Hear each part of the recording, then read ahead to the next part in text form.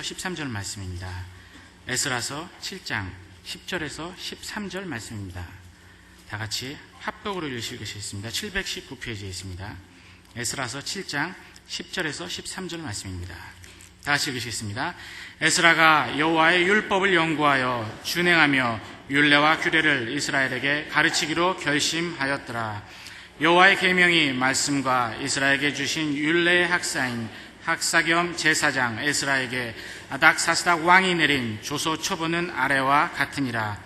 모든 왕의 왕 아닥사스다는 하늘의 하나님의 율법의 완전한 학사 겸 제사장 에스라에게 조서하노니 우리나라에 있는 이스라엘 백성과 저희 제사장들과 레위 사람들 중에 예루살렘으로 올라갈 뜻이 있는 자는 누구든지 너와 함께 갈지어다. 아멘.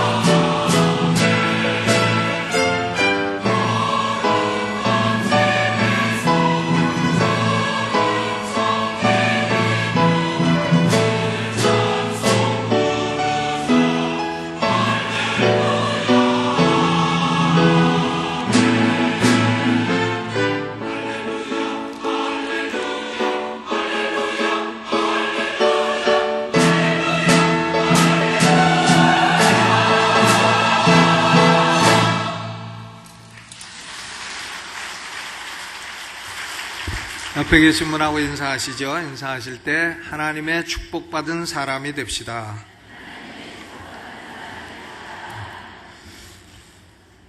오늘은 에스라서 7장에 도달을 했습니다. 에스라서가 몇 개의 챕터로 되어 있냐 하면 10개의 챕터로 되어 있습니다. 1장부터 6장까지가 1부고 7장부터 10장까지가 2부로 되어 있습니다. 1장부터 6장은 스룹바벨의 인도로 제1차 귀환한 유다 백성들이 스룹바벨 성전을 지은 그런 스토리입니다.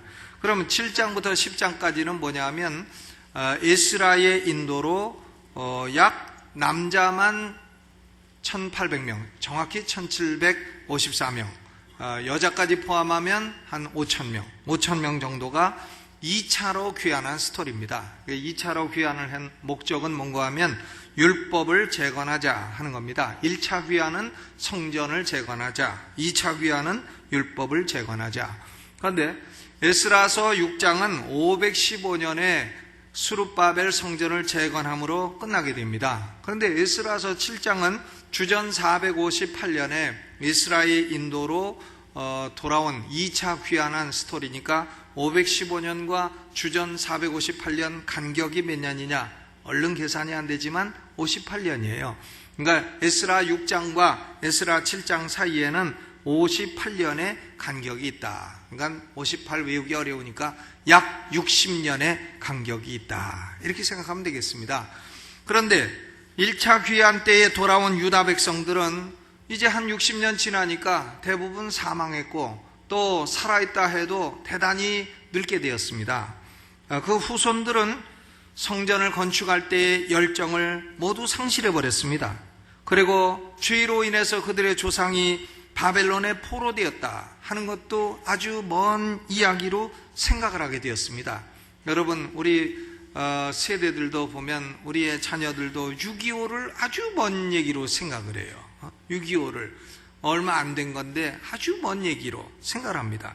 마찬가지로 이 유다의 후손들도 한 60년 지나니까 이제 바벨론에 포로된 것도 옛날 얘기요, 성전을 지은 것도 옛날 얘기라, 이렇게 생각을 하게 되고 그들은 점점 가나안 땅 주변 사람들의 가치관과 생활 습관을 받아들이게 되었습니다. 그리고 이방인들과 결혼을 하기 시작했어요.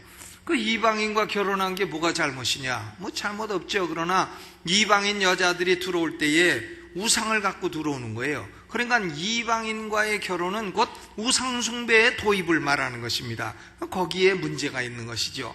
해서 지금 60년 지나니까 후손들은 영적으로 타락하고 부패하고 영적인 지식과 분별력은 사라지게 된 것입니다. 타락했다는 거예요. 60년 지나니까, 성전 지은 지 60년 지나니까 타락했다. 하나님은 이 문제를 해결하기 위해서 바벨론에서 한 사람을 일으키셨습니다. 그 사람의 이름이 바로 에스라예요. 에스라. 아주 훌륭한 분이니까 이름이라도 한번 불러주시죠. 에스라. 예. 이 에스라는 페르시아 왕 아닥사스다 때의 왕의 비서관이었습니다. 어드바이서, 왕의 모사라. 성경에는 모사라고 번역이 되어 있는데 무슨 문제에 관해서 어드바이스를 하냐면 유대 나라에 관한 종교와 풍습에 관한 문제에 관해서 어드바이스를 하는 그런 비서관 모사였습니다. 성경에는 하나님의 축복을 받은 사람이 여러 명이 나옵니다. 아브라함도 있고 이삭도 있고 야곱도 있고 요셉도 있고 모세도 있고 다윗도 있고 솔로몬도 있고. 그러나 에스라는 그들만큼 유명하지는 않았습니다만은 하나님이 크게 축복하신 사람입니다. 에스라는 하나님의 축복을 받은 사람입니다. 그래서 학자들은 에스라를 가리켜 제2의 모세라 이렇게 말을 해요. 왜냐하면 모세는 출애굽한 세대의 후손들이 한 40년 지나니까 벌써 출애굽 때의 고통을 다 잊어먹었어요. 그러니까 모세가 모압 평야에다 모아놓고 그 후손 세대, 광야에서 태어난 세대들에게 율법을 가르쳤습니다. 그 율법을 가르친 것을 기록해 놓은 것이 신명기죠. 그런데 모세가 출애굽한 세대의 후손들에게 율법을 가르쳤다 한다면 에스라는 바벨론에서 귀환한 세대의 후손들에게 율법을 가르쳤기 때문에 에스라를 가리켜 세컨드 모세스, 제2의 모세라고 그렇게 말하는 겁니다. 그는 유대인들로 하여금 성경의 사람들, 책의 사람들이 되게 만든 최고의 공로자였습니다. 여러분, 시편 가운데서 성경의 가치와 중요성을 노래한 것이 시편 119편입니다. 시편 119편은 몇 절로 되어 있냐면 176절로 되어 있어요. 아니, 그런 쓸데없는 것까지 외우고 있냐. 이 시편 119편은 히브리어 알파벳가 22개예요. 22개, 알렙, 베스, 김멜 이렇게 나가는 시작하는 게 22개인데 이 알파벳 하나마다 8절씩 기록이 되어 있어요. 해서 알파벳 알렙으로 시작해서 8절, 베스로 시작해서 8절. 그러니까 22 곱하기 8 하니까 금방 계산이 나오죠. 몇 절인지? 176. 초등학교 좋은 데를 나와야 돼. 이런 걸로 하려면. 그래서 이 알파벳 순서대로 기록을 한 이런 시편을 가리켜 답관체라 이렇게 부릅니다. 그런데 시편 119편은 176절로 된 시인데 이 시의 내용은 뭐냐면 하나님 말씀을 사랑하는 사람은 하나님이 축복하신다 이런 내용인 것입니다. 그러니까 하나님의 축복을 받으려면 하나님 말씀을 사랑해야 된다 이런 내용이에요. 그래서 구약학자들은 시편 119편을 에스라가 썼다고 믿고 있는 것입니다. 그러니까 이 학사 에스라는 참 하나님 말씀을 회복하고 가르치는 데는 대단한 공헌이 있는 사람입니다. 학사 에스라는 하나님의 축복을 받았고 그 축복을 자기 혼자 누린 것이 아니라 다른 사람에게도 나누어 주었습니다. 이 학사 에스라가 어떻게 그렇게 축복의 사람이 될 수 있었느냐? 그것이 오늘의 주제입니다. 먼저 첫째로는 학사 에스라가 축복을 받은 궁극적인 원인이 뭐냐? Ultimate reason. 궁극적인 원인은 뭔가 하면 하나님의 선한 손이 학사 에스라 위에 있었다 하는 거예요. 하나님의 선한 손이 위에 있어서 에스라를 도와주었다 하는 것이 궁극적인 원인인 것입니다. 학사 에스라의 성품을 제일 잘 말해주는 게 10절이죠. 에스라가 여호와의 율법을 연구하여 준행하며 율례와 규례를 이스라엘에게 가르치기로 결심하였었더라. 한데 에스라가 어떻게 이런 인물이 될 수 있었느냐 하면 그 원인은 9절이에요. 9절. 정월 초하루에 바벨론에서 길을 떠났고 하나님의 선한 손의 도우심을 입어 5월 초하루에 예루살렘에 이르니라. 그러니까 하나님의 선한 손이 에스라 위에 있어 에스라를 도와주니까 에스라가 그렇게 축복된 사람이 되었도다. 그런 얘기죠. 9절은 원인이요 10절은 결과인 것입니다. 또 28절도 같이 읽어보시죠. 28절 시작. 또 나로 왕과 그 모사들의 앞과 왕의 권세 있는 모든 방백의 앞에서 은혜를 얻게 하셨도다. 나의 하나님 여호와의 손이 나의 위에 있으므로 내가 힘을 얻어 이스라엘 중에 두목을 모아 나와 함께 올라오게 하였노라. 하나님의 여호와의 뭐가? 손이 나의 위에 있으므로 내가 힘을 얻었다. 그랬어요. 또 6절을 읽어보시죠. 6절 읽어봅니다. 시작. 이 에스라가 바벨론에서 올라왔으니 저는 이스라엘 하나님 여호와께서 주신 바 모세의 율법에 익숙한 학사로서 그 하나님 여호와의 도우심을 입음으로 왕에게 구하는 것은 다 받는 자더라. 하나님의 도우시는 손이 에스라 위에 있으니까요, 에스라에게 증거가 나타났어요. 그 증거는 뭔가 하면 그 당시 페르시아의 왕은 아닥사스다였는데 에스라가 가서 아닥사스다 왕에게 무엇이든 요구하면 왕이 다 들어주는 거예요. 다 들어줍니다. 제가 강남중앙침례교회 목사인데 대통령한테 가서 각하 우리 교회 예배당을 건축해야 되는데 500억이 필요하니 500억 좀 빌려주시오. 그러면 대통령이 빌려줄 거 뭐 있습니까? 청와대에서 가져가시오. 금고에서 가져가시오. 해가지고 나한테 거저준다면 얼마나 내가 감사하고 그러겠어요. 근데 학사 에스라는 그런 사람이었다는 겁니다. 그러니까 아닥사스다 왕한테 가서 무엇이든 달라 그러면 왕이 내 탕고를 열어가지고 다 가져가라. 원하는데 다 가져가라.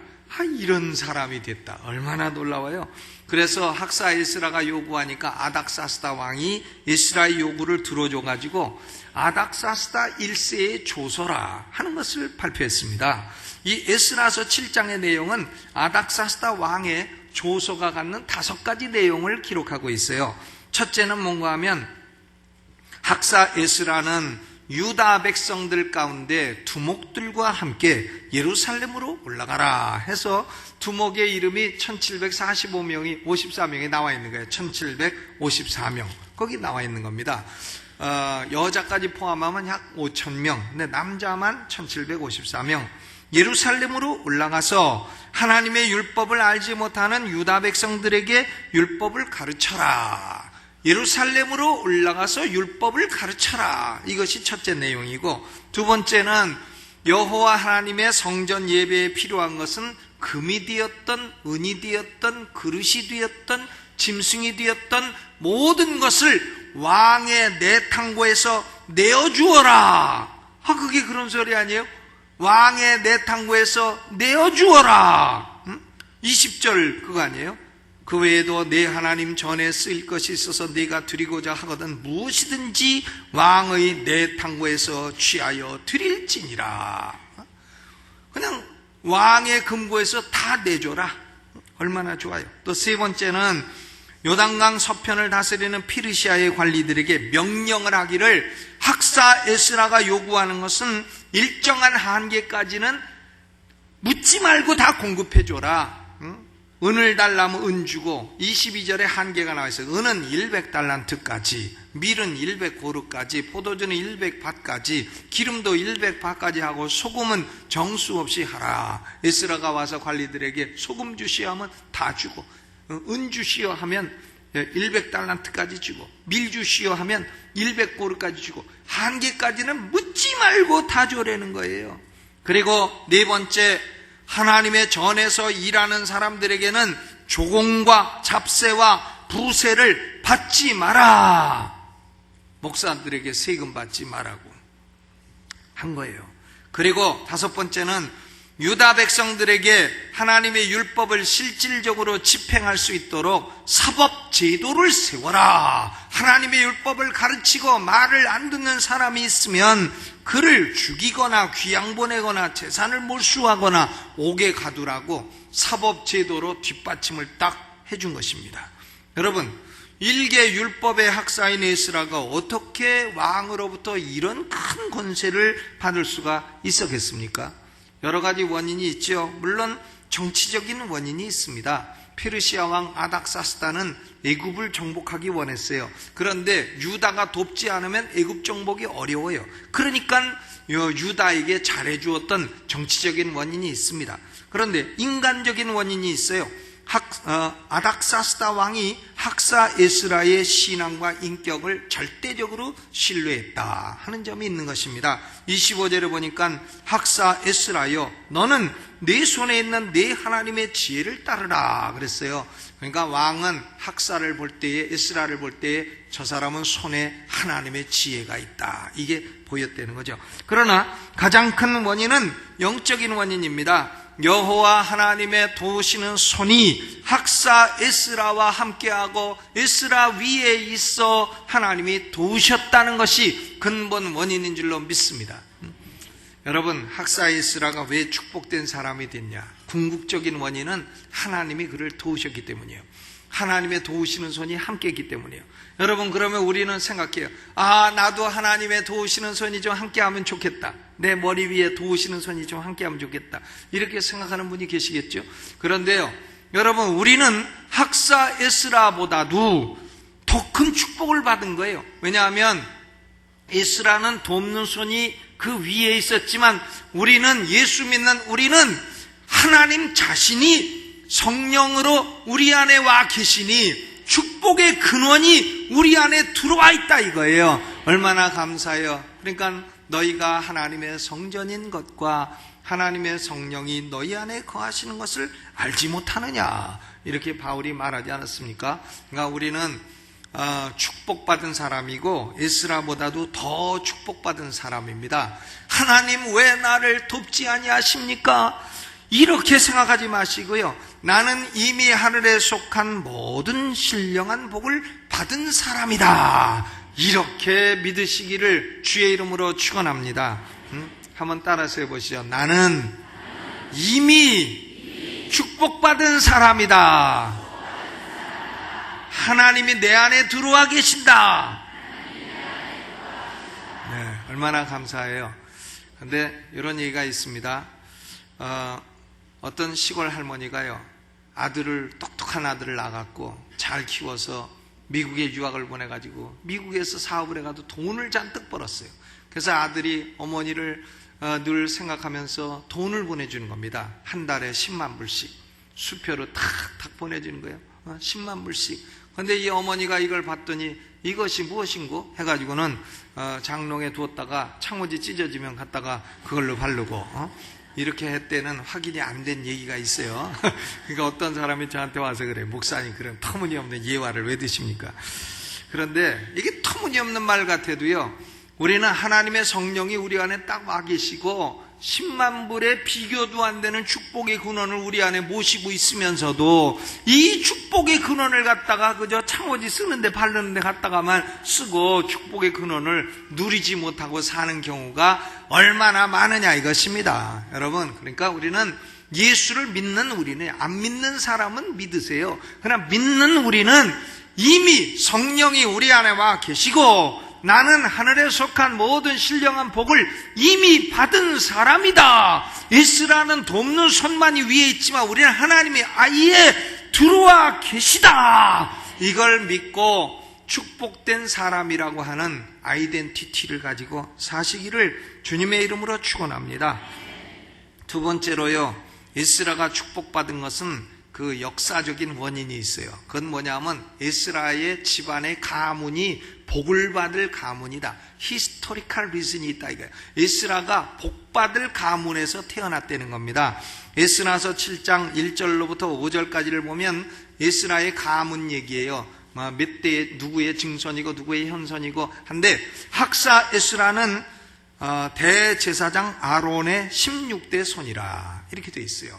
그러니까 영적인 양반 가문이라 하는 거죠. 학사 에스라는 유다 백성들에게 율법을 가르칠 자격이 있는 가문 출신이라 이걸 말하는 것입니다. 우리 대한민국에는 족보도 있고 가문이 있어요. 가문이 있습니다. 우리 PC 집안에도 가문이 있어요. 보면 우리 조상의 최고 할아버지는 옛날 중국에 살았는데 공자님 돌아가신 비문을 쓰신 분이라 하는 확인할 수 없는 얘기가 내려오고 있고, 아무도 믿지 않지만은 공자님 돌아가신 비문을 쓰셨다 하는 얘기가 전래되어 내려오고 있는 것입니다. 근데 뭐 저도 안 믿고 누구도 안 믿고 아무도 안 믿고 한데 어쨌든 가문이 있는 겁니다, 사람이. 근데 가문이 얼마나 중요해요? 왜냐? 이 가문의 영적인 분위기라든가 혹은 성격적인 분위기라든가 체질적인 분위기는 후손들에게 언제 나타나도 어디서 나타나도 나타나게 됐단 말이에요. 그러니까 아버지가 승질이 막 팩팩한 사람은 보면 자식도 언젠가는 승질이 팩팩해. 또 보면 그 조상들에게 무슨 DNA, RNA가 있으면 그게 꼭 후손들에 나타난단 말이에요.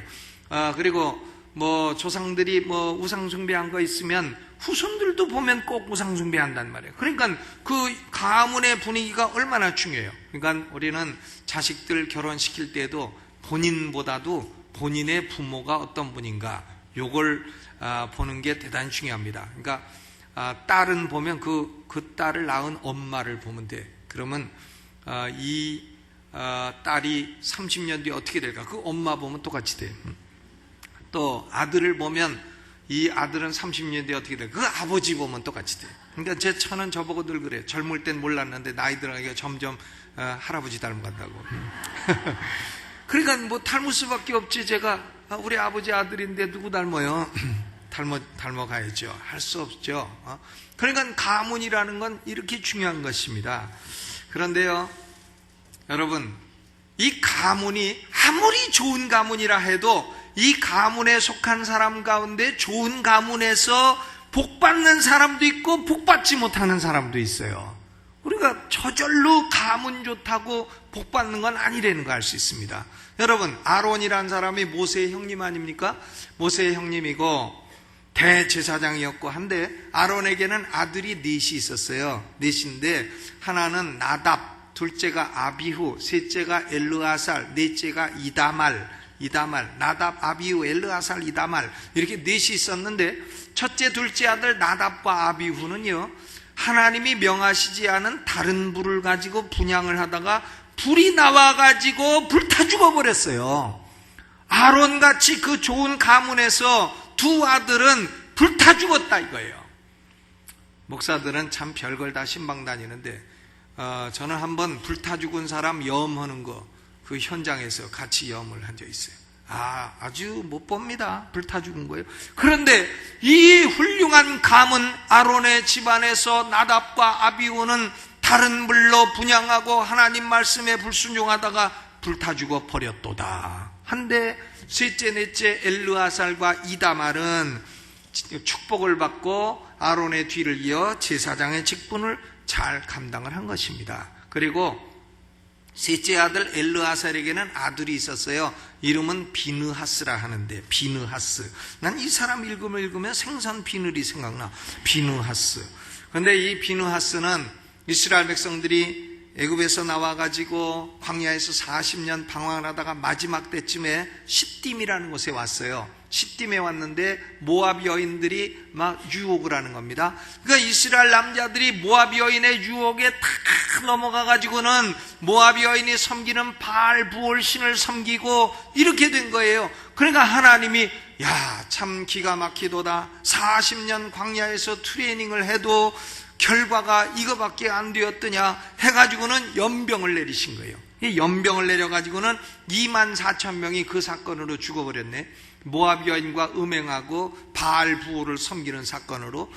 그런데 옆에서는 연병으로 막 죽어가는데 한 이스라엘 남자가 그럼에도 불구하고 모압 여인을 데리고 자기 장막으로 들어간단 말이에요. 그러니까 엘르아살의 아들인 비느하스가 창을 딱 들더니 여호와의 그 진노를 가지고 찔러총 자세로 돌진을 해가지고는 가늠하는 이스라엘 남자와 여자를 모압 여인을 한 창에 꿰어 죽였다. 이런 사건이 민수기 25장에 기록되어 있어요. 그때 하나님은 24,000명을 연병으로 죽이시다가 비느하스가 그렇게 여호와의 진노를 대신하여 용감한 행동을 한 것을 보고 하나님이 진노를 딱 그치신 겁니다. 그리고 더 이상 안 죽이신 거예요. 비느하스가 내 진노를 풀어주었도다 하고서는 이 비느하스에게 너는 너의 후손들이 영원히 제사장 직분을 받게 될 것이다. 이렇게 언약을 맺으셨어요. 이것이 민수기 25장 12절에 있는 평화의 언약이라 합니다. Covenant of Peace. 그러니까 하나님이 이 비느하스의 후손들과는 영원히 평화하겠다 하는 거죠. 학사에스라는 아론의 16대 손이요 비느하스의 14대 손인 것입니다. 그러니까 에스라는 자기 조상들이 심어놓은 이 놀라운 축복을 지금 역사적으로 축복이 쌓여온 것을 에스라가 받게 되었다 이것입니다. 여러분, 어떤 사람은 이 말씀을 들으면 그렇게 생각할 수 있어요. 하나님 그 축복도 무슨 대물림을 합니까? 하나님 공평하지 않습니다. 축복의 대물림 그런 건 좀 없게 해주시오. 이럴지 모르지만 여러분, 축복도 대물림이 있어야 공평하지 축복의 대물림이 없는 게 뭐가 공평한 거예요? 여러분이 하나님을 위해서 희생하고 헌신했는데 여러분도 복받고 자식도 복받아야 그게 옳고 공평한 것이지, 부모가 주님 위해서 그렇게 희생하고 헌신하고 혹은 순교를 당했다 한데 아무것도 자식들에게 복이 없다. 그럼 뭐가 공평한 거냐고요. 그리고 만약에 하나님이 여러분에게 공평하게 대하셨다고 한다면 그런 기도는 아주 조심해야 돼요. 공평하게, 하나님 나한테 공평하게 대해주세요, 공정하게 대해주세요 하면 지금 이 자리에 앉아서 예배 드릴 수 있는, 얼굴 들고 예배 드릴 수 있는 사람이 몇 분이나 되겠느냐 이거예요. 만약에 공정하게 하나님이 대하셨다면. 그러니까 하나님 나한테 공정하게 대해주세요, 이런 기도는 대단히 위험한 기도니까 그런 기도 하지 마시고, 하나님 나한테 공정하게 대하지 마시고 거저 은혜를 많이 부어주옵소서, 잘못해도 복 주시고 잘해도 복 주시고 은혜로 복을 내려 주시옵소서, 이렇게 기도를 해야죠. 또 어떤 사람은 스스로 생각하기를 나는 큰일 났다, 우리 가문은 별로 축복된 가문이 아니로다, 이렇게 생각하는 분도 계실 겁니다. 그런데 만약에 그렇다고 한다면 왜 여러분 자신이 축복된 가문의 시조가 되지 않으시렵니까? 지금부터라도 축복된 가문을 이루면 되는 거죠. 그럼 어떻게 축복된 가문을 이룹니까? 예수 그리스도를 구주로 믿고 살아계신 하나님 여호와를 전심으로 섬기면 그 순간부터 그 사람은 축복의 시조가 되고 그 가문은 저주가 끊겨버리고 하나님의 축복의 가문이 되는 줄로 믿으시기를 주의 이름으로 축원합니다. 믿고 하나님을 위해 봉사하고 희생하면 본인도 복받고 후손들도 복받고 그 축복이 쌓여서 10대 20대를 넘어가면 복을 받는 것이 당연한 순리요, 그것이 하나님의 공의인 것입니다. 여러분, 우리는 후손들에게 죄를 물려주지 마시기를 주의 이름으로 축원합니다. 우리가 우상 숭배나 하고 우리가 그저 어디 가서 바람이나 피고 성씨 다른 자식들 여기저기 막 놓고 다니고 이렇게 해놓으면 그 후손들이요 그거 처리하느라고 골치 아파요. 죄를 물려줘 놓으면 얼마나 골치 아파요. 어디 가서 그저 나쁜 말이나 듣고 남의 돈이나 떼어먹고 이래가지고선 그저 나쁜 소문, 아이고 저거 돈 떼어먹은 애비의 자식, 이런 소리를 자식들에게 자꾸 물려주게 되면 그러면 자식들이 얼마나 고통스럽겠어요. 그러니까 우리는 저주를 물려주지 말고 우리는 자손들에게 축복을 물려주시기를 주님의 이름으로 축원합니다. 죄의 역사는 우리 세대에서 끊겨버리고 이제 우리 세대부터는 예수 믿고 하나님 섬겨서 축복이 쌓여가는 가문과 가정이 되게 하시기를 주님의 이름으로 축원합니다. 주먹 딱 내고요. 축복의 가문을 이루자. 아멘. 아이고 지금까지는 우리 가문은 축복받을 게 아무것도 없네. 그래도 지금부터 쌓아가면 되는 거예요. 늦었다 생각할 때가 가장 빠른 때라고 누군가 얘기했는데 누군지는 모르겠습니다. 그러니까 지금부터 쌓아가면 되죠. 지금부터 쌓아가고 1대, 2대, 3대, 4대 거듭할수록 복이 되죠. 제가 보니까 역시요 어떤 사람은 사업을 해도 막 잘 되는 사람이 있어. 저 사람은 왜 잘 될까 보면 그 조상이 벌써 믿음으로 심어놓은 게 있어요. 또 어떤 사람은 보면 뭘 해도 참 이상하게 시험 쳐도 아는 것만 나오고 모르는 거 찍었는데도 맞고 그런 사람이 있어요. 그 왜 그런가 하면 그 조상이 믿음으로 심어놓은 게 꼭 있단 말이에요. 그러니까 믿음으로 심어놓은 게 있으니까 후손들이 거두게 되는 거예요. 여러분 우리 한국도 이제 믿음이 3, 4대 내려오기 때문에 벌써 4대쯤 가서 복을 거두는 사람들이 있는 겁니다. 그것은 하나님의 공의요 하나님이 행하시는 옳은 일인 것입니다. 그러니까 우리도 우리 후손들에게 복을 물려주시기를 주님의 이름으로 축원합니다. 축복은 고로 궁극적인 근원은 하나님의 도우시는 손이요 축복의 역사적인 근원은 그 가문에 쌓인 축복이요 세 번째 축복의 개인적인 이유가 있어요. 그것은 학사 에스라가 마음에 단단한 결심을 했다는 겁니다. 사람들이 아무 결심 없이 사는 사람도 있는데 학사 에스라는 결심을 했어요. 10절의 결심입니다. 10절을 같이 읽어보죠. 시작. 에스라가 여호와의 율법을 연구하여 준행하며 율례와 규례를 이스라엘에게 가르치기로 결심하였었더라 그랬어요. 첫째로 그는 여호와의 율법을 연구하기로 결심했습니다. 연구하기로 결심했다. 6절에도 보면 저는 이스라엘 하나님 여호와께서 주신 바 모세의 율법에 익숙한 학사였다. 익숙하다는 것은 이미 많이 알고 있다는 뜻이 아니고요. quick to grasp, 그러니까 빨리 이해를 한다는 말이에요. 말씀을 보면 속히 그 의미를 깨닫는 그런 사람이었다 하는 겁니다. 여러분 하나님은 사람에게 지성을 주셨어요. 지성. 제가 보니까 목사들도요 영성도 중요하지만 지성이 중요해요.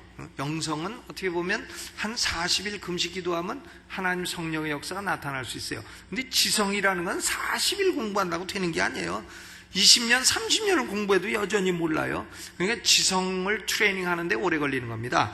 그러면 사람에게 하나님이 주신 인텔리전스, 이 지성은 무슨 기능이냐? 지성이라 하는 것은 하나님의 계시를 수납하고 정리하고 적용하는 능력이에요. 하나님의 계시를 수납하고 정리하고 적용하는 능력을 가리켜 인간의 이성이라 합니다.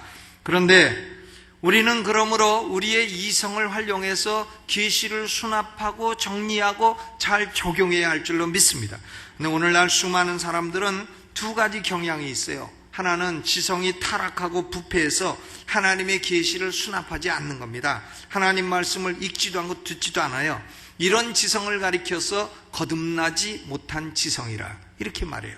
또 어떤 사람은 예수를 믿는데도 그 지성을 활용을 하는데 어디다가만 활용하냐 하면 자기 직업이라든가 자기 학문이라든가 이런 데만 사용해. 먹고 살기 위한 데만 지성을 사용하지 하나님의 계시를 수납하고 정리하고 적용한 데는 일체 사용하지 않는 사람이 있어요. 그러므로 이런 사람들은 게으른 지성을 가진 사람이에요. 거듭나긴 했어도 그 지성이 게으르다. 그래서 영적인 문제에 관해서는 무지합니다. 성경 교리에 관해서 얘기하면 무지해요.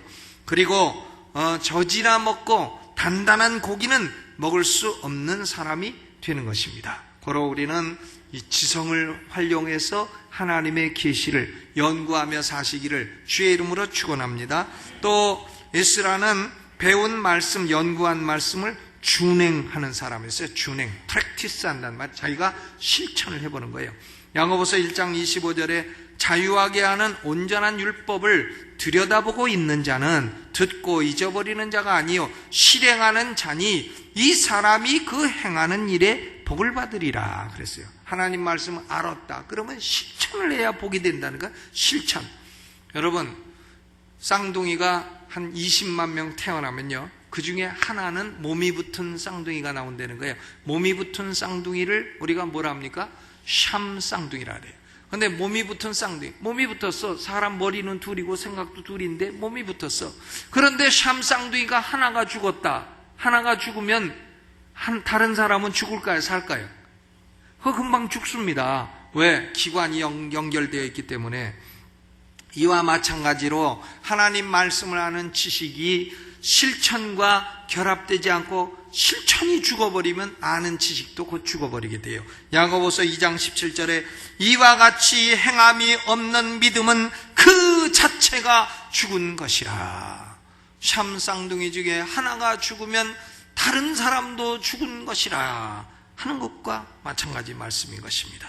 에스라는 하나님 말씀을 연구하고 준행하고, 세 번째는 스스로 체득한 진리를 전파한 사람이에요. 가르친 사람인 것입니다. 하나님은 이런 학사 에스라를 축복하시고 그를 통하여 유다 백성을 축복하신 줄 믿습니다. 여러분, 우리 교회는 전도회나 구역이나 교회 학교마다 에스라 같은 하나님 말씀을 연구하고 준행하고 가르치는 귀한 교사들이 많이 나오게 되시기를 주님의 이름으로 축원합니다. 이제 결론을 맺겠어요.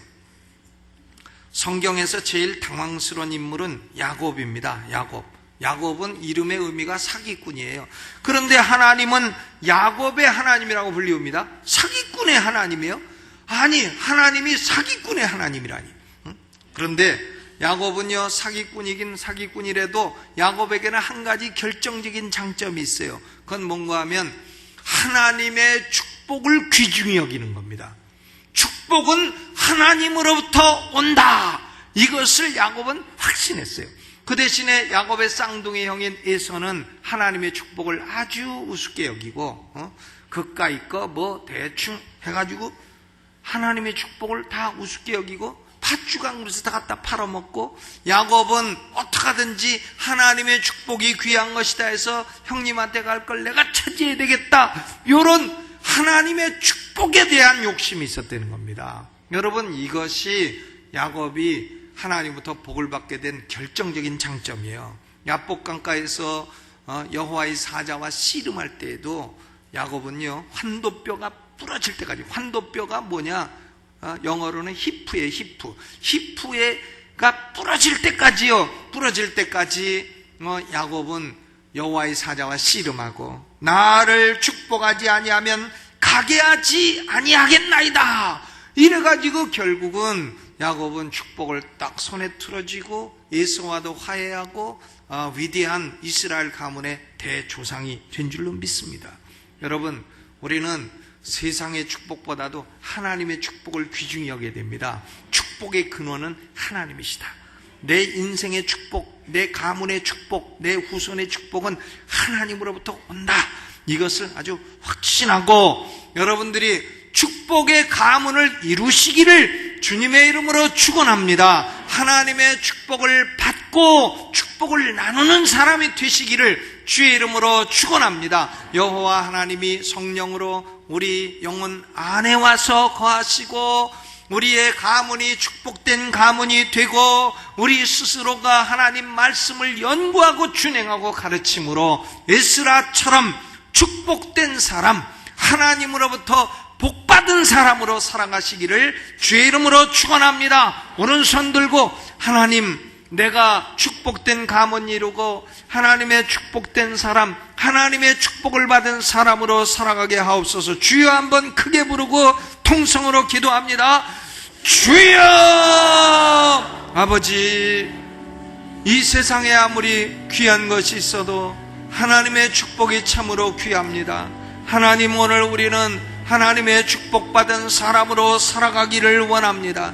하나님, 우리의 가문에 아버지여 갖가지 우상 숭배와 저주가 내려왔을지라도 우리의 대에서 다 끊겨버리게 하여 주옵시고, 이제부터는 하나님의 축복을 쌓아가는 축복의 가문의 시조가 되게 하여 주옵시고, 아버지 하나님, 원하옵고 바라오니 하나님의 놀라우신 임재가 우리 영혼 가운데 거하고 있사오니 아버지여 하나님의 축복을 알고 누리고 발견하며 살아가는 우리가 되게 하여 주옵시고, 아버지 무엇보다도 하나님 말씀과 가까이 하여 연구하고 준행하고 가르치며 살아가는 우리가 되게 하여 주옵소서. 하나님의 축복의 사람으로 다 살아가게 하여 주옵시고, 우리의 후손들도 축복의 자녀들이 다 되게 하여 주옵소서.